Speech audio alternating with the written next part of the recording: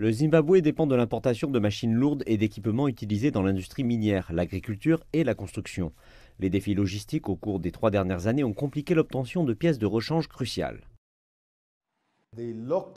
Les confinements impliquent des retards dans l'envoi de machines et donc des délais pour la fourniture d'équipements à la clientèle. Mais désormais, les choses s'ouvrent et nous voyons l'efficacité dans l'acheminement des marchandises. La levée des restrictions, en particulier pour les déplacements en provenance et à destination de la Chine, devrait donner un élan au secteur touristique et accélérer les nouveaux projets et la reprise qui étaient dans l'impasse.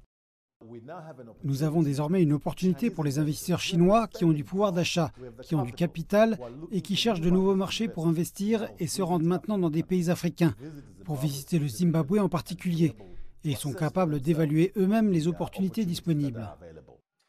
Bien que les confinements aient fortement affecté les commerces, ils ont également permis de tirer d'importantes leçons sur comment bâtir la résilience pour de futurs chocs.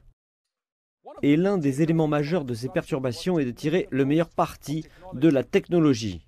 La pandémie de Covid-19 a constaté une augmentation des transactions en ligne, ce qui avait été précédemment peu développé. Beaucoup de gens croient dans les interactions personnelles en se rencontrant avant qu'ils ne fassent des affaires. Et ce n'est pas une question de l'argent. Mais si vous êtes enfermé pendant 2 ans, 3 ans, vous ne pouvez pas voyager. Mais les affaires doivent se poursuivre. Donc nous devons apprendre à utiliser la technologie afin que les affaires continuent. Je pense qu'on a besoin de nouveaux instruments en prenant en compte les avancées technologiques dans la communication par Internet et des appels vidéo. Les hommes d'affaires des deux parties ont besoin également d'apprendre les langues des uns et des autres pour améliorer et simplifier l'efficacité de leur communication en ligne.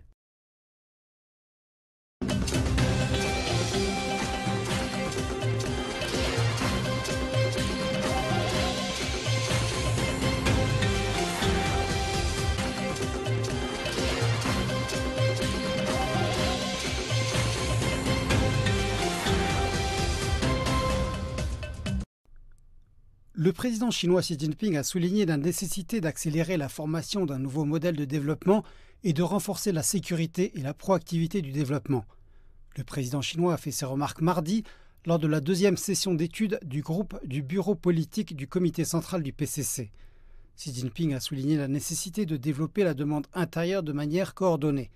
Il a déclaré que la Chine améliorerait et élargirait les mécanismes d'investissement, élargirait l'espace pour les investissements efficaces, ferait avancer le déploiement des projets d'infrastructures avancés à un rythme approprié, augmenterait les investissements dans les industries de haute technologie et les industries émergentes d'importance stratégique et continuerait à stimuler la vitalité des investissements privés. Il a ajouté que la Chine continuerait à approfondir la réforme structurelle du côté de l'offre, à promouvoir les innovations scientifiques et institutionnelles, à éliminer les goulets d'étranglement, à surmonter les faiblesses, à renforcer la compétitivité et la sécurité des chaînes industrielles et d'approvisionnement, à répondre à la demande existante par une offre indépendante, contrôlable et de haute qualité, et à créer et orienter de nouvelles demandes.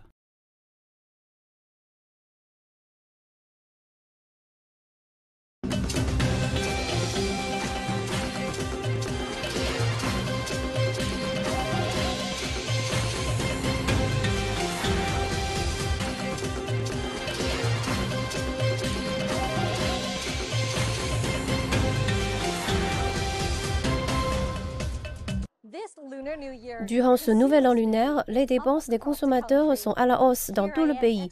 Je me trouve à l'heure actuelle dans l'un des plus grands centres commerciaux de Beijing. Clairement, la foule est de retour durant la saison festivale, mais j'ai relevé de nouvelles tendances de consommation.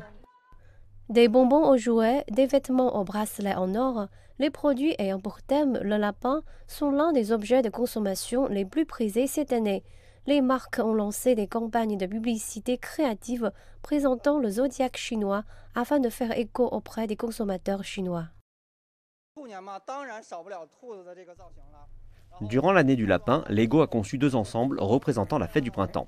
Le nouvel an lunaire chinois est aussi devenu un festival mondial. Il est célébré non seulement par le peuple chinois, mais aussi par les étrangers. Manger dans le restaurant a aussi connu un rebond durant les vacances. Les réunions de famille concernent principalement les réunions familiales. Les familles célèbrent une nouvelle fois le festival en dînant dans les restaurants. Je suis ravie de rejoindre pour dîner la famille de M. Xi. Aujourd'hui, c'est l'anniversaire de ma femme. C'est aussi la fête du printemps. Donc, nous emmenons nos 2 enfants au restaurant pour célébrer ensemble. Comme les politiques sur le Covid ont été ajustées partout en Chine, il est désormais possible de manger au restaurant. D'ordinaire, nous sommes occupés à prendre soin de nos 2 enfants. Désormais, nous pouvons nous détendre un peu. Durant la fête du printemps, les réservations dans les restaurants ont augmenté de 53% en comparaison de l'année dernière, selon des données de Meituan. Dans le même temps, les commandes de plats cuisinés qui ont gagné en popularité durant la pandémie ont été multipliées par 6 sur la plateforme de commerce électronique de JD. S'agissant des divertissements, l'industrie du film a noté un rebond majeur durant les vacances. Les recettes du box-office de Chine ont généré plus de 6,7 milliards de yuan au cours des 6 derniers jours, soit plus de 900 millions de dollars, faisant de ces vacances de la fête du printemps les meilleures recettes de tous les temps. Et même au dernier jour des vacances du Nouvel An lunaire, les cinémas sont toujours pleins. Les familles et les amis passent ici leurs dernières heures de vacances. Nous sommes venus voir The Avenging Earth 2. C'est un choix difficile, car tous les films domestiques sont de bonne qualité. Tout le monde veut voir les films au cinéma depuis que la pandémie s'est allégée. Dans le même temps, plus de 2000 expositions et activités consacrées à la fête du printemps ont été organisées dans tout le pays, source Administration de l'héritage culturel national de Chine. Et avec des célébrations et activités diverses, les signes de reprise économique sont clairement de retour, offrant un bon départ au rebond économique de la Chine en 2023.